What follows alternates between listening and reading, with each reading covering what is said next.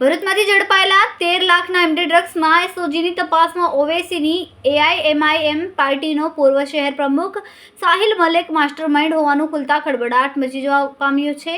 ભરૂચના ગરીબ નવાઝ એપાર્ટમેન્ટમાંથી 130 ગ્રામ 13 લાખના એમડી ડ્રગ્સ પ્રકરણમાં સ્પેશિયલ ઓપરેશન ગ્રુપની તપાસમાં ઓવેસીની પાર્ટીના પૂર્વ શહેર પ્રમુખ સાહિલ મલેકની સંડોવણી બહાર આવી છે. પોલીસે એફડ્રીન ડ્રગ્સ સાથે અમીન ઉર્ફે જાવેદ હનીફ ઇબ્રાહીમને ઝડપી પાડ્યો હતો, જેની પૂછપરછમાં ભરૂચમાં નશીલા પદાર્થના વેપલાના તાર મુંબઈ સાથે જોડાયેલા હોવાનું ખુલ્યું હતું. આરોપીઓએ મુંબઈના તોસીફ યુસુફ પટેલ પાસેથી આ ડ્રગ્સ ખરીદ્યું હોવાનું ખુલતા એસઓજીએ તેને મુંબઈથી ઉઠાવી લીધો હતો.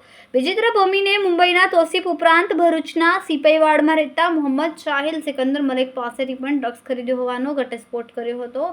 ઓવેસીની પાર્ટીનો સાહિલ પૂર્વ શહેર પ્રમુખ હતો, જે હાલ વોન્ટેડ છે.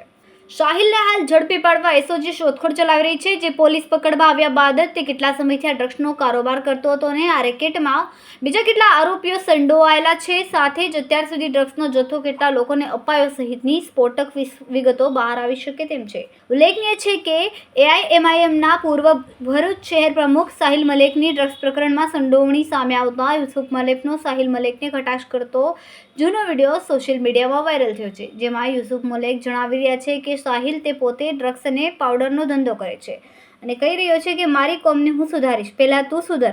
તેવો એક વિડીયો હાલ તો સોશિયલ મીડિયામાં ખૂબ જ વાયરલ થઈ ગયો. રિપોર્ટર રવિ સૈયદ, તહેલકા ન્યૂઝ, ભરૂચ. अब आप पहचान लो. और दूसरा मेरा एक जान पहचान वाला साहिल, जो खुद तो पाउडर और ड्रग्स का धंधा करता है और बोलता है कि मेरी कौम को मैं सुधारूंगा. तो तू सुधर पहले. तूने हमारी नस्ल को बर्बाद कर रहे हैं तुम लोग. तुम चरस में ब्राउन शुगर बेचते हो, न तुम हमारी कौम के लड़कों को सुधारेंगे.